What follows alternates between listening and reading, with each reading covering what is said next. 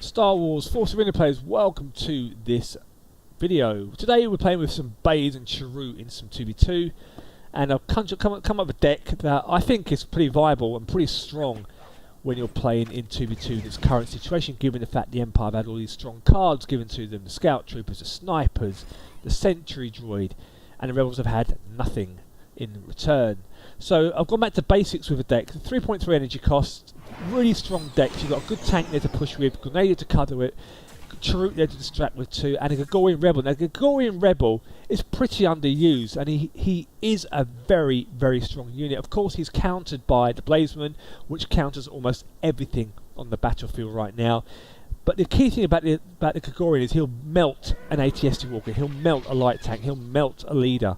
And given how 40 of Vader's running around like a madman right now, if you put him and deploy him just in the right spot, he will manage to burn Vader down relatively quickly, especially combined with a stun grenade, for example, or some kind of distraction.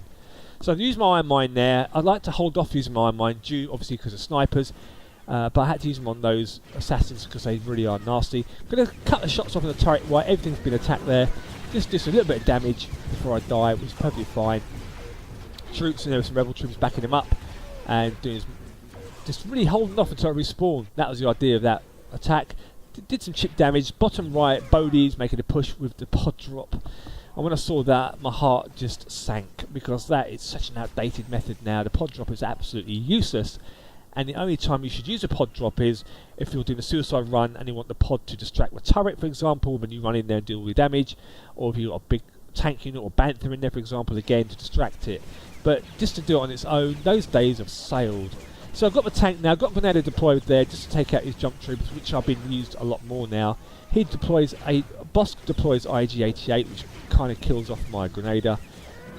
Take on the Dewback. Now, one thing I tend to do is be a bit more patient when I'm deploying my units, because you just don't know what your enemy has. So you really want to try and save 3 energy if you're making an attack right now, simply because of snipers, in case I drop them in the middle. And right now the Empire is just dominating the middle at the moment with these sniper decks. I mean, I've had games where I've had 8 snipers, and that's just heartbreaking.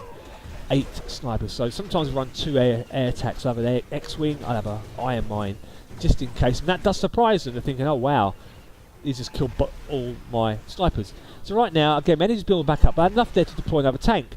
This is going to be a really good push now to give us a 1-0 lead as we move into double energy, which has made this possible.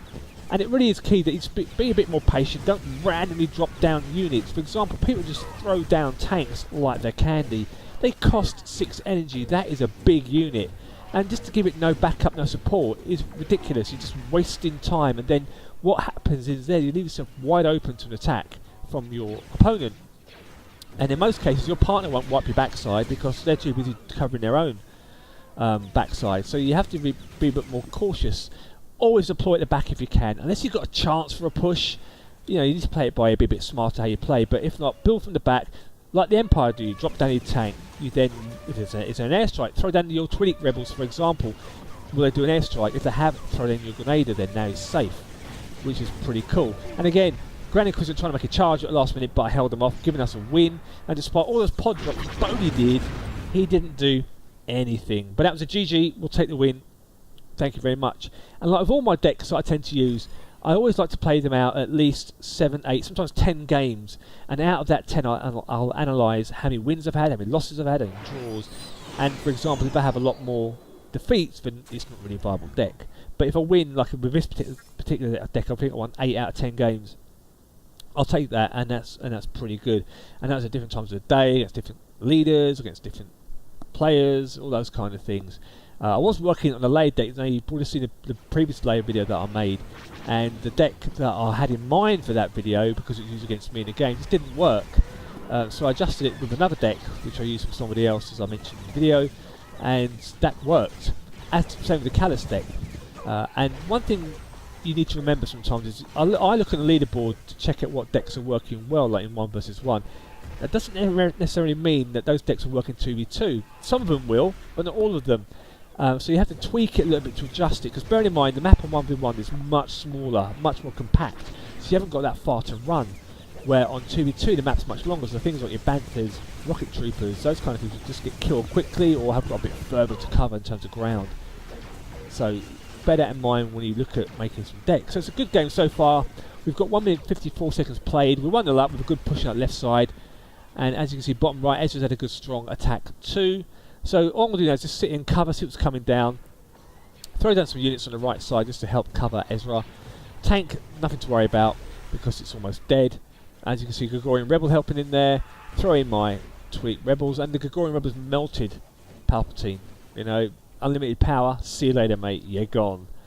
So let me know what you guys think in the comments below about the deck. Do you have any questions, or what deck are you running right now? It'd be great to hear what you guys are playing right now. But right now, for me, with Baze, this is probably the best Baze deck that I've played with and been playing with for a few weeks on and off, and it's pretty strong. So let me know what you guys think in the comments below. Thanks again for your support. We're up to, I think, 700 subscribers, which is just amazing, considering when this channel started with 5 at the start of the year, and I haven't really been putting out many videos like I was at the start because of the game in the current situation is just not worth the time and effort right now until they change it. So I'll see you hopefully in the next video. I'll leave you with some music for the next remaining couple of games, and may the force be with you.